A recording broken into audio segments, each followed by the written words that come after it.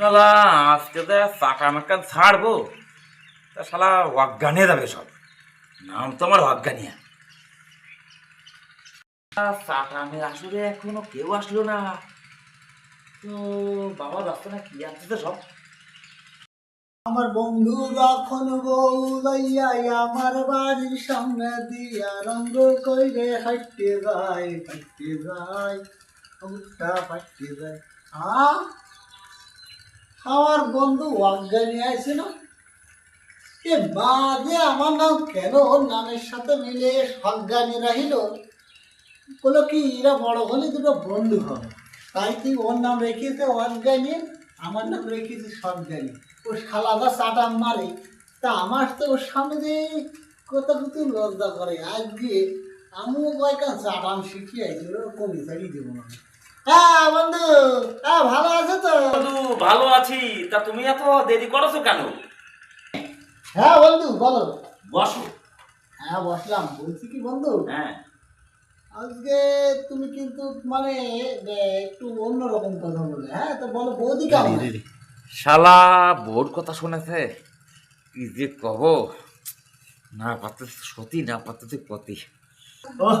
ও বন্ধু, কি এত চিন্তা করতেছো? কোনো চিন্তা করতেছি নে। তোমার বৌদি আমারে কি যত্ন করে, রাত রাত দিন 24 ঘন্টা পায় হাতে মাথায় মালিশ করে দে। হ্যাঁ, ডিম ডিম সিদ্ধ প্রতিদিন এক একটা। হ্যাঁ, তারপরে মনে করো যে মাঝে মাঝে মাংস গালেও তুলাই দে, কিন্তু ছেলেটা ছোট বলে হ্যাঁ আমি কই আমারে দাও আমি খাই। তা তোমার মিশাই পাও। শালা আমার বউর ব্যাপারেও শুনেছে, আমার ও তো আবার রাত দিন 24 ঘন্টা এ কম ছেড়ে না। ইয়ে আমি এখন কি রে কই না, আর সত্যি কথা কলি পরে তো ইয়াও লোকের কাছে পাবলিশ করে দেবে নে। এই অবস্থাটা আমার অজ্ঞানের একটু ভালো লাগে না। দেখে আমারও প্ল্যান করে কিছু একটা করতেই হবে। আর ওর বউ যে ওরে যত্ন করে তাতে আমার বিশ্বাস হয়নি।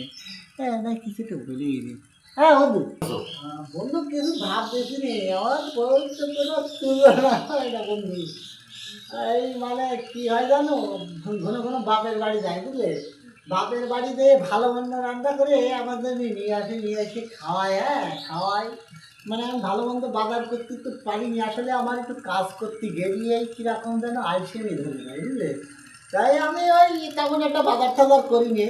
কিন্তু বউ যদি কখনো বাপের বাড়ি যায় ভালো মন্দ রান্না করে নিয়ে ঘন ঘন আমার জন্য নিয়ে যেতে পারি বুঝলে। হ্যাঁ আর আমি এমনি বুঝলে মানে আমি কোথায় আছি না আছি গালে তুলে খাইয়ে দেয়, সে যে কি শান্তি বন্ধু তা তোমাকে বলে বুঝাতে পারবো না।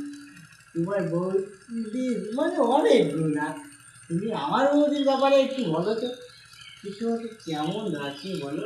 সে তো রক্ত তুষা। রক্ত চোষা? হ্যাঁ, কেন? সে তো চুষে চুষে খায় আমাকে, চুষে চুষে। কি কেউ বলো না। আহ, আমি এই বিষয়টা বুঝে পারলাম না, চুষে চুষে খায়। হ্যাঁ, রক্ত চুষে যেরকম ওই কামড় দিয়ে চুষে চুষে খায় না, সে আমাকে চুষে চুষে খায়। আর তোমাকে?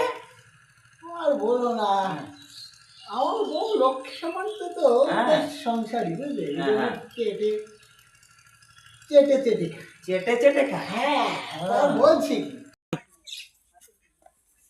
বটিখানে দাঁড় নেই।